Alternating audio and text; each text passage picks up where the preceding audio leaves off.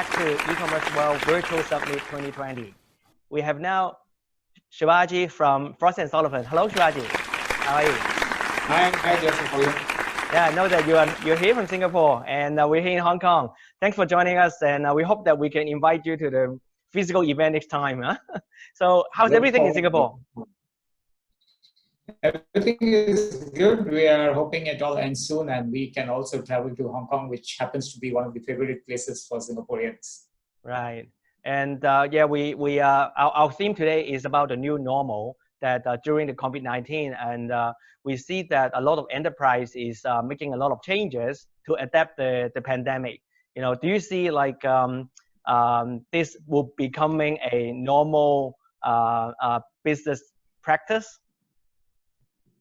I think many of the changes that we have seen that will continue, but we will also go back to some of our old ways. So it will be kind of a mixture of what we have seen in the last 6 months and what used to be before that, because there are many conditions about working from home, for instance, which has security issues. So there will be some reversion back to the old ways of doing business, but not everything will be the same way it used to be 6 months back.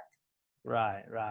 Yeah, I'm sure many audience here will know Frost & Sullivan is a very famous company in the industry for information research, and particularly in the ICT industries. Let us just not to waste other people's time, and we'll have Shivaji to explain and to introduce your company, and also to share with us your view on the new normal during the pandemic. Thank you, Shivaji. Hello, everyone. This is Shivaji. I'm Managing Director for Asia Pacific for Frost & Sullivan, and also a partner with the company. I'm based in Singapore. And today I'll be talking about how the new normal will restructure enterprise by technology and specifically IT solutions. Before I get into the core of the topic, so the very reason for our existence is the whole challenge companies have been facing in order to achieve growth. We have done surveys across more than 1,000 companies, large and small, and we found that 93% of CEOs actually say growth is the number one objective. At the same time, 91% of global 2,000 large companies have been missing their revenue targets. So while this is the number one objective, it is also very hard to achieve. And that's why Frost & Sullivan has been around for over 55 years to help our clients to achieve that growth that they are planning to in their respective businesses. So we have wide coverage across multiple industries. We have deep data analytics capabilities, and we have best-in-class data about the best practices by benchmarking companies and performers across various sectors to give these targeted insights to our potential clients. Right now, we have over 40 offices. We have a big presence in Hong Kong. We have a big presence in Singapore, Japan, Korea, and in almost all the large Asia-Pacific countries. But one of our key beneficiaries is that we are present very heavily in some of the emerging markets, which are growing very fast, whether it be in Latin America, Africa, or parts of Asia. Our presence in these emerging markets provides that growth perspective to our potential clients. We have some key offerings. Our core offering is around research, and Frost & Sullivan, if you go to our website, you will be able to find almost 6,000 research reports which are updated on a continuous basis, providing you the latest trends, the latest market data, competitive data, technology information, mega trends related data on these multiple industries, which are ICT or digital transformation, health, minerals and mining, industrial automation, electronic security, visionary science, which is chemicals, materials, and food, energy and environment, mobility, which includes aerospace, automotive, as well as the defense sectors, and then banking and financial services. And one of our key differentiators is that we have a lot of data over the last 50, 60 years that we have collected. We have been analyzing these trends, and we have teams organized by these specific industries whose day in, day out job is to understand these trends and to talk to the key players in these industries to bring you that cutting edge insights on terms of a subscription that you can use to further your growth journeys. We are also an active player in the management advisory or consulting space, where we offer end-to-end services right from value creation to delivery and value protection. So whether it's about corporate strategy, whether it's about entering a new market, new product development, finding the right M&A partners, monitoring your portfolio, coming up with digital strategies, we are there to support our clients in each stage of this journey.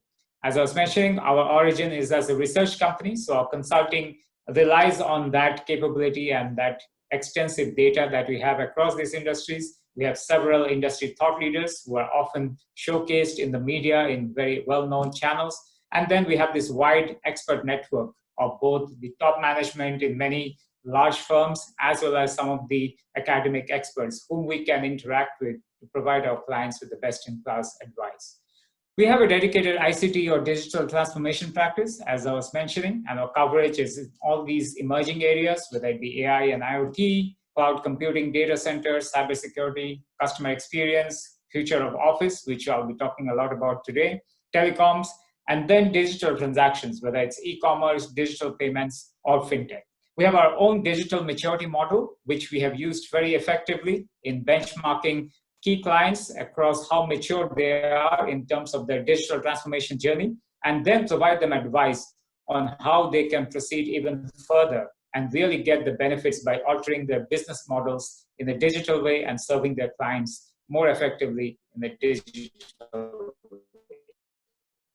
And finally, I would also like to mention that we have a special offering for the e-commerce market. We have these trackers for the Southeast Asian e-commerce market, which on a periodic basis, in fact, every quarter, provides the latest updates on the key metrics by country, by product segments, by different consumer segments, into all these e-commerce related information that our clients may need, whether it's gross volume, whether it's competitive market share, whether it's B2B, B2C, we have all this information that we track, and our clients can subscribe to that to understand how Southeast Asia, one of the most important markets for e-commerce, is shaping up over the next few years.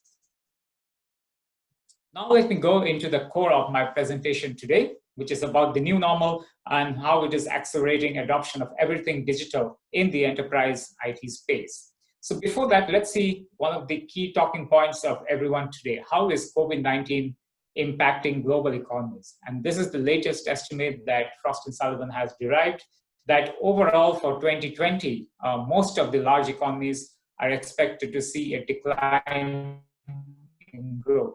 But what is even more surprising is that this is one of the deepest recessions that you can remember in history. Almost 90 over countries at this point are witnessing negative growth rates. And this is quite spectacular. And in terms of industries, of course, we know that several industries such as tourism, aerospace, mobility, construction, manufacturing, they have taken the real hit. Education, they have suffered losses of growth, negative growth of almost 40 to 50% in some cases. But at the same time, there are some industries which have relatively done well and have relatively held strong, even during this time of global recession in many markets. Some of them are agriculture, ICT, e-commerce, personal care, healthcare, of course, chemical industries, and also energy and utilities. These are some of the industries which have relatively stood firm and have actually even seen growth in some of these months, which have been quite terrible for many other industries. And these have implications for the way enterprise IT or enterprise technology is going to be transforming as well. So if I look at some broad impact of the COVID-19 situation on the global economy and enterprise IT, one of the very interesting survey results which came from Fortune magazine was that 75% of Fortune 500 CEOs believe that this pandemic will accelerate the pace of digital transformation in their organization.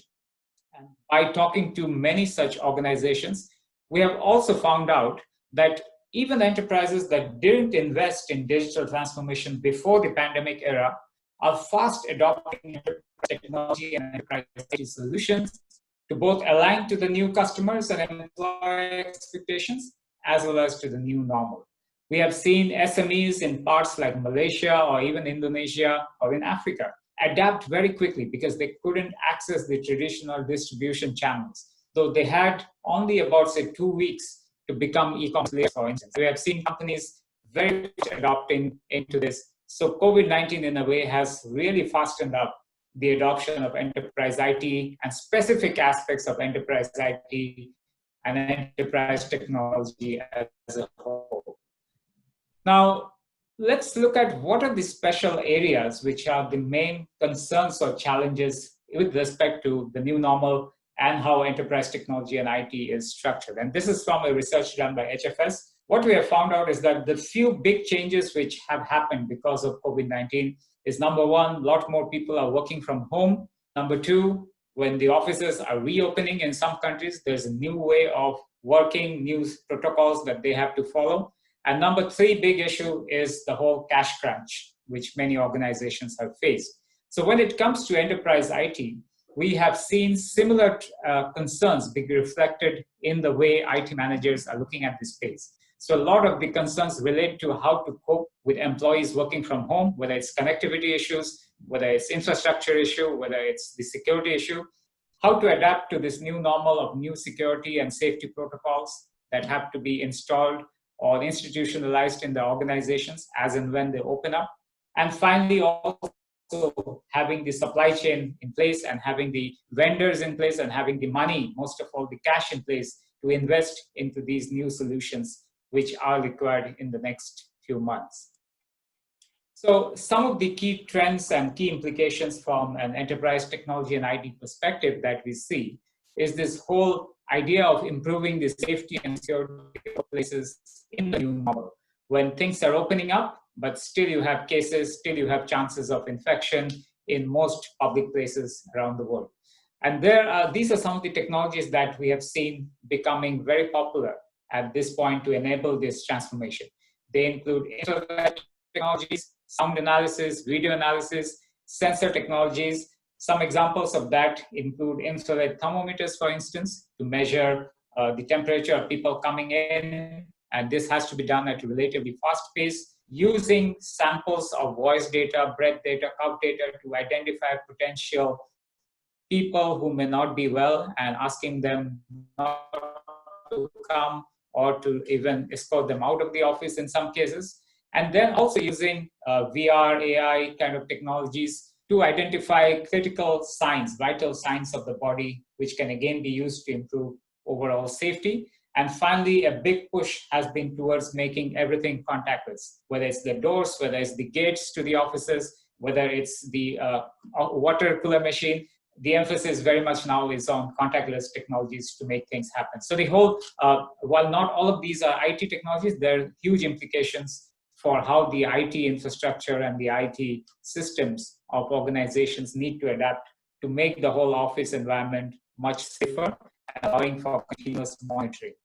Now, two of the technologies which have become quite popular in this space has been facial recognition, not just only for security, but also to monitor workforce management and workforce productivity. So one of the big issues is that many offices and many countries today, the employees have to keep their masks on all the time. So you need these facial recognition systems which can detect faces even when the face mask is on. You also need to manage huge volumes. So there are technologies which are getting adopted, which allow for identification of individuals in large numbers, even in the same screen when they're there. And these workforce management tools based on facial recognition sensors are also being used to monitor clocking in, clocking out of workers, and also what kind of productivity they are able to generate. So facial recognition technologies, AI, machine learning based pattern learning is also helping to not just enforce security and safety, but also to manage the workforce better. Some examples here, Intel, for instance, has been using facial recognition and license plate readers to make their workforce safer. You have solutions, as I mentioned, which can detect individuals even if they are wearing a mask. You are using these to detect higher temperature, even things like coughing and all in a large office environment using such technologies. And finally, also using multi-person facial recognition to speeden up and fasten up the whole processing of employees as they go in, go out. I mentioned about workforce management. They are being used not just facial recognition, but also sensor-based technologies are being used to monitor clocking in, clocking out hours, as well as working patterns. Even desktop, laptop-based software can be used to monitor productivity levels of employees and even to improve their productivity by providing guided advice and guided tools as they work during the day. So these are some examples of technologies which are getting enforced. The other big opportunity or change that we see is to use AR and VR to particularly manage customer experience and customer sales. As of now, many retail stores are closed. Many stores allow limited number of people, for instance, to visit their premises. So in that context, you have AR and VR technologies, which are becoming more and more popular for enterprises to better reach out to their customer, to make the pitch, to make the sale, as well as to improve the overall customer experience. For example, auto showrooms, they are insisting on using their AR, VR tools rather than actually coming for a drive-in at their center. So some examples again, Tailspin, Subversive, Confirm, these are technology companies which are adapting these AR, VR technologies to enable their enterprise clients to better cater to their customers and to improve their top line using these methods. Now, one of the big shifts that has happened in the last 6 months is this whole shift to work from home, as well as virtualization of the business operations. So one, of course, is remote working arrangements, whether it's communication platforms such as Slack or 365, as well as Microsoft Teams, but also digital signage of documents. So DocuSign and other kind of methods, which were not really that popular before this whole COVID-19 situation, have become almost the norm, even in very conservative countries from a business perspective, like Japan or Korea. We are seeing more of such digital signatures being adopted across the entire value chain of businesses in these countries as well. One example would be online education, which has very rapidly had to switch to allow their students to still get the knowledge and also keep the whole business running. So virtual classrooms, ease of access, and in the corporate environment, training in particular, which has seen a big boost happen in the last few months, have been using these online education and training tools to better equip their employees. The other big change as a result of virtual business operations is to move full scale into e-commerce, whether it will be for procurement or whether it will be for selling your products and services online to target customers. As I said, the stores, the warehouses, many of them have been closed over the last few months. So that required large scale, scalable, high speed, lower cost cloud computing solutions, and also ability to enable cashless payments, contactless deliveries, and automation in the warehouses wherever they were running. So this whole shift to a virtual work environment, virtual manufacturing service environment led to these specific changes in the enterprise IT and technology space. Now, with this shift from work in office to work from home, there has been big implications for cybersecurity. And in fact, when employees, especially say employees in banks and all, have been working from home, there have been big issues with security and big concerns with security, because now instead of managing it in a more controlled environment, you have to manage security in a very distributed and in a remote environment where it may not be in full control. So there has been significant investments in cybersecurity, in training on good security practices, as well as in other such technologies which enable enterprises to cope better with the threats which have also increased in the last 6 months from a cybersecurity perspective. And some of the big beneficiaries, our big spenders, have been healthcare, BFSI, technology and telecom, and the public and social sector.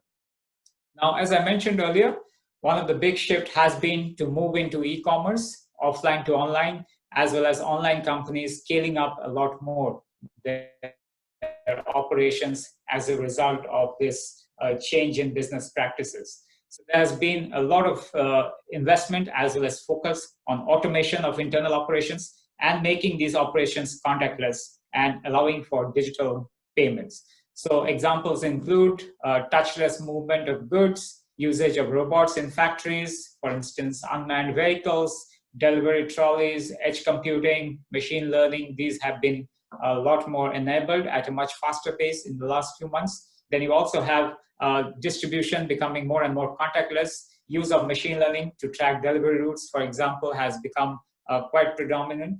And then the whole payment infrastructure, not just contactless, but also transition to e-payment has become a norm, even in many of these emerging markets.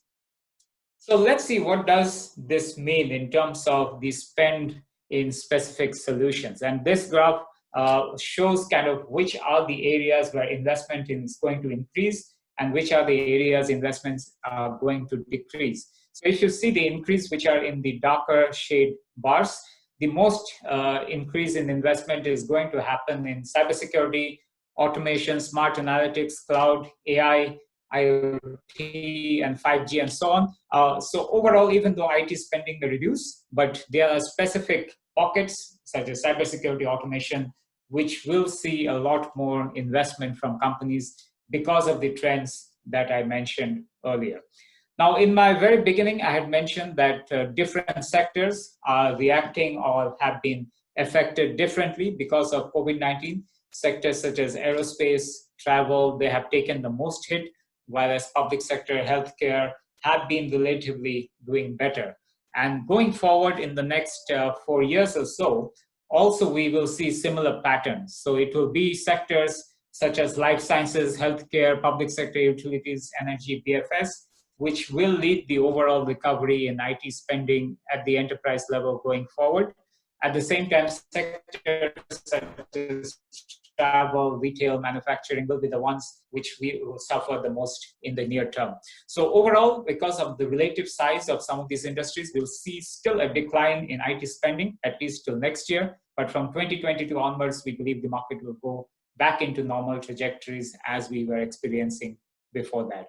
So with that, I will end my presentation here, and feel free to follow us on many of these social media channels if you want to stay updated on our latest research offerings, as well as our latest insights into various industries, as well as various trending topics. Thank you, and over to you, Joseph.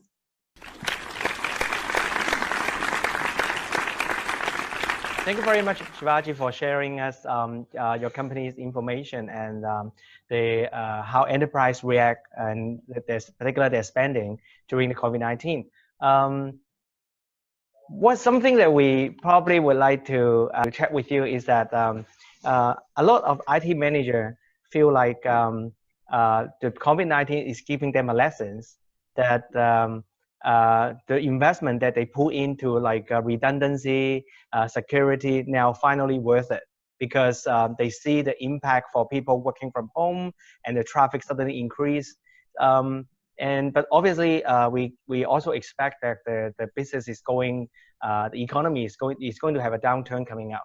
So how do you see like the investment decision for some IT manager in terms of making the business continuity, as well as handling the falling of the economy? Yeah, that's an interesting question. And in fact, we have seen this trend that in the last 6 months, the CEO has been talking a lot more to two people. One is the human resource head, because there has been layoffs, there has been pay cuts. So human resource conversations with the CEO has increased significantly. And the other person the CEO has been talking a lot to has been the CTO or the CIO, because information technology has become one of the most important avenues of not just coping with the pandemic, but also in some cases to, in fact, leverage to get better business outcomes through appropriate investments. And like you rightly said, redundancy, security, as I was sharing as well, has become some of the areas where we see a lot more growth coming in. So that will continue. At the same time, what is going to happen is that because there is a cash crunch, companies will maybe be forced to reduce their spend in certain other areas. Now, this may not always be technology, but I am aware of companies which are actually, even large companies, which are, for instance, not upgrading or not renewing their property leases. Even if they are substantially large and have 1,000 employees in certain markets, they are not renewing their property leases and are asking their employees to work from home. So they are going to cut their spending in certain areas, and maybe even certain part of IT which are deemed as non-critical or non-business impact, At the same time, certain areas such as redundancy or security, automation, contactless infrastructure and systems, these will continue to see a lot more investments in the next few months. And speaking from employees, I know a lot of people, they either out of job right now or they probably afraid of losing their job. Would you like give some advice to people, like if they are, worry about their job security, what should they be looking for, like by upgrading their skill in order to suit for the new normal? Yeah. So what we have also seen is that in the last few months, people have been either furloughed, so they have a bit of extra time, or they have also been laid off in some cases, so they have this need to upskill.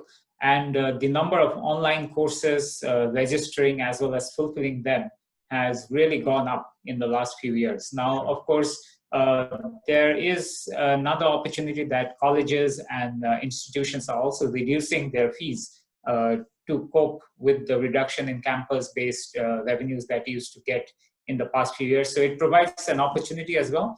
And many governments, especially governments with deeper pockets, have been offering special incentives for employees who have been made redundant or who have been put on furlough, to use their time at subsidized rates to apply for some of these upskilling measures. So the good way for this is to look at some of these emerging areas which are seeing a lot more activity and which are seeing a lot more potential, whether it's fintech, whether it's e-commerce, whether it's AI, and really get some skills in these areas. And then one of the very non-technology areas is actually mental health. And based on long term, we see that the one job which is going to remain very safe even in the next 10 to 15 years is that of a psychology counselor or a psychiatrist. So if someone wants to take up that skill, there is going to be significant opportunities going forward. Yeah, right. Thank you, Shivaji. I think I have been speaking to some other speakers, and many of them are seeing that what we're experiencing right now with the COVID-19, probably it will still last for quite some time. And while people are thinking, how do we prepare ourselves post COVID-19? Probably we are living in the new normal, and it's not going to be, it's not going to get away from us. So I think the technology is really helping us in handling, all the difficult time. I think last but not least, I hope that I can see Shivaji. We can see soon next time face to face instead of over the online video. Thank you very much, Shivaji, for joining us. Thank you so much. Bye bye. Thank you so much. Take care. Bye.